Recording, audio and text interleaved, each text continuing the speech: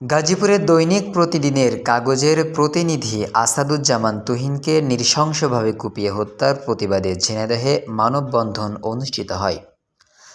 দোষীদের দ্রুত গ্রেপ্তার ও দৃষ্টান্তমূলক শাস্তির পাশাপাশি সারা দেশে সাংবাদিকদের নিরাপত্তা নিশ্চিতের দাবি জানানো হয়। বক্তারা বলেন, ৭ আগস্ট সন্ধ্যায় গাজীপুরে তুহিনকে প্রকাশ্যে কুপিয়ে ও গলা কেটে হত্যা করা হয়। ইতোমধ্যে সিসিটিভি ফুটেজের মাধ্যমে অভিযুক্তদের শনাক্ত করে ৪ জনকে গ্রেপ্তার করেছে পুলিশ। তারা আরও জানান, দেশে সাংবাদিকদের পেশাগত দায়িত্ব পালনের সময় হামলা, হুমকি, মামলা ও হত্যার ঘটনা উদ্বেগজনক হারে বেড়ে যাচ্ছে। এই অবস্থা বন্ধে রাষ্ট্রীয় পর্যায়ে সাংবাদিকদের নিরাপত্তা নিশ্চিত করা জরুরি।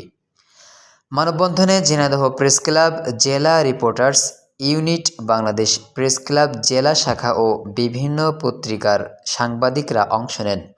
উপস্থিত ছিলেন আসিফ ইকবাল কাজল, অ্যাডভোকেট আসাদুল ইসলাম আসাদ, এম.এ. কবির, স্বপন মাহমুদ, শাহিনুর আলম, সাকিবুল ইসলাম লাবু, তানভীর সর্দার, রেল আবদুল্লাহ সহ জেলা ও উপজেলার সাংবাদিকরা। বক্তারা তুহিন হত্যার দ্রুত বিচার নিশ্চিত করা এবং সারা দেশে সাংবাদিকদের উপর হামলা নির্যাতনের প্রতিকার দাবি করেন।